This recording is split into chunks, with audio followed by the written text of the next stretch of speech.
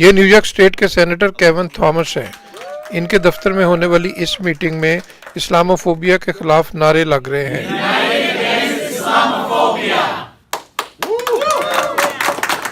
اور ان سے ملیں، یہ ہیں نیو یارک اسٹیٹ کے سینیٹر جان لو، جو سینٹ لابی میں مسلم امریکن کمیونٹی کے ارکان کے ساتھ مل کر مذہبی لباس کے بارے بل کے حق میں نعرے لگوا رہے ہیں۔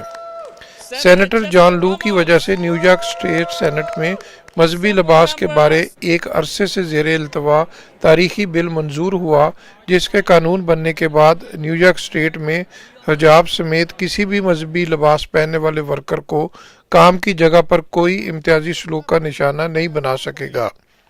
سینیٹر کیون تھامس کی پیش کردہ قرارداد میں نیو یارک اسٹیٹ سینٹ میں ثانیہ نیوزی لینڈ کی مذمت کی گئی۔ ایوان میں اتفاق رائے سے منظور ہونے والی قرارداد میں بڑھتے ہوئے اسلاموفوبیا پر تشویش کا اظہار کرتے ہوئے اقدامات کی ضرورت پر زور دیا گیا۔ And when any religious group is targeted, we all have a responsibility to speak up. The rise in Islamophobia is a challenge to our values, and that means we have a lot of work to do. Senator Thomas کی پیش کردہ دوسری قرارداد میں مسلم American community کو ماہ رمضان کی آمد کی پیش کی مبارکباد دی گئی۔ نیو یارک اسٹیٹ سینٹ میں ہونے والی اس پیش رفت سے پہلے کیپٹل بلڈنگ میں لابی ڈے منایا گیا، جس میں پاکستانی کمیونٹی کی نمائندہ تنظیم اے پی پیک سمیت مسلم کمیونٹی کی دیگر تنظیموں کے قائدین اور ارکان بڑی تعداد میں نیو یارک کے دارالحکومت آلبنی پہنچے اور ارکان سینٹ و اسمبلی کے سامنے اپنا موقف پیش کرتے ہوئے انہیں بل اور قراردادوں کے حق میں ووٹ ڈالنے کے لیے کہتے رہے۔ اے پی پیک کے اطہر ترمذی اور سید عدنان بخاری کا کہنا تھا کہ اے پی پیک کے لیے اور پاکستانی اور مسلم امریکنوں کے لیے ہسٹورک ڈے تھا۔ نیو یارک اسٹیٹ سینٹ میں پہلی مرتبہ 2 ریزولوشنز، ایک اسلاموفوبیا کے خلاف اور دوسرا عید اور رمضان کے ہالیڈیز کو ایکسیپٹ کرنے کا آن اے اسٹیٹ لیول ریزولوشن دیے گئے ہیں۔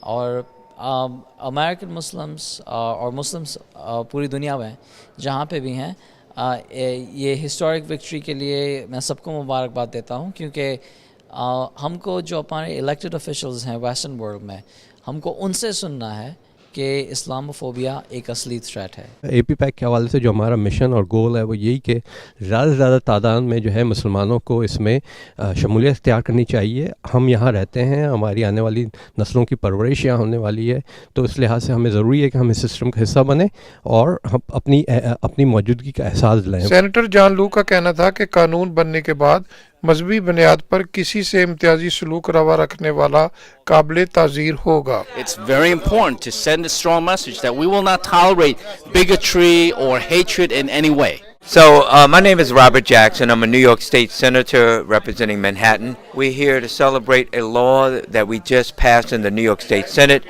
against religious garbs and headscarves.